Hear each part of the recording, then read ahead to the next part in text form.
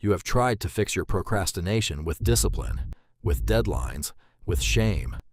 None of it worked, not because you are weak, but because you were solving the wrong problem entirely. The samurai understood something about the mind that modern productivity culture has completely forgotten. Procrastination is treated today as a battle of willpower. Try harder, wake earlier, punish yourself when you fall behind. But willpower is a resource that empties by the afternoon, and shame only makes the emptying happen faster.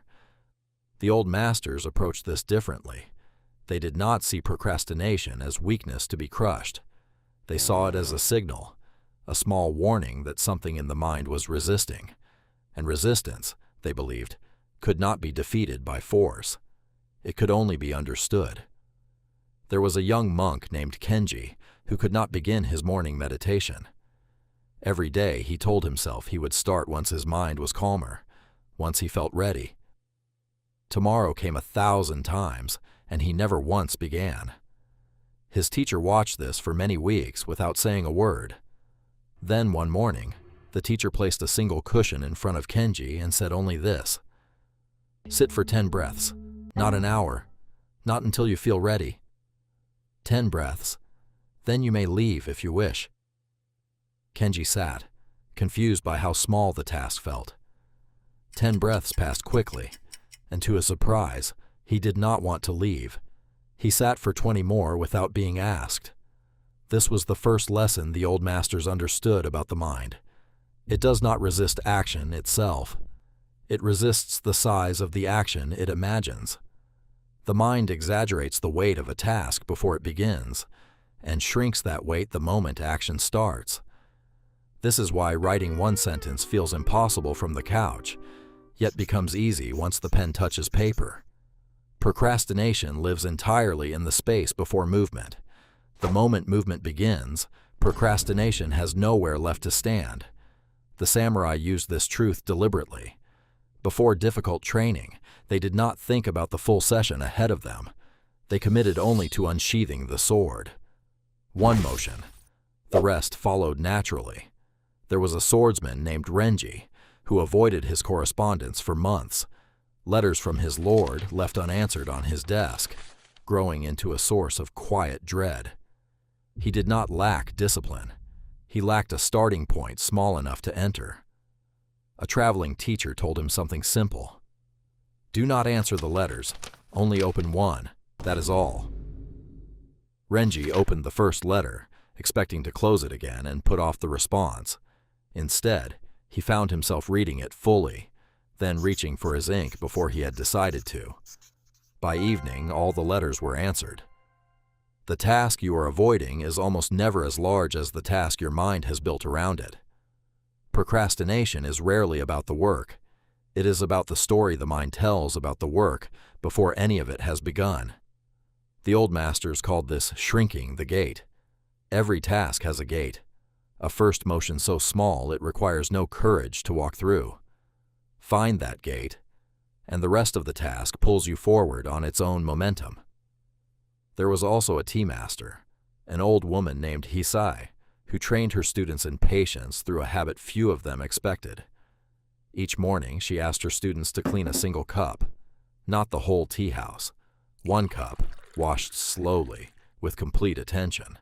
Students who resented this exercise at first found something strange happening within weeks.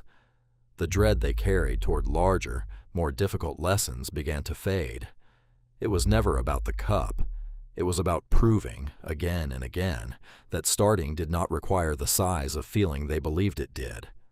Discipline is not built by facing large tasks with large effort. It is built by facing small tasks so consistently that the mind stops fearing the moment of beginning at all. Every time you shrink a task down to its smallest possible entry point and complete that small piece, you are quietly retraining your relationship with starting anything at all. The dread does not vanish because you became stronger. It vanishes because you gave the mind fewer and fewer reasons to resist.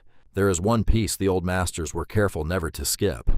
Shrinking the gate only works if you resist the urge to judge what happens after you walk through it.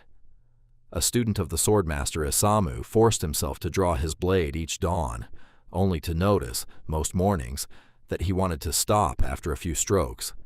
He began to punish himself for this. Hisae corrected him quickly. The gait was the practice, not the outcome behind it. Some mornings the 10 breaths would become an hour. Other mornings they would remain only 10 breaths.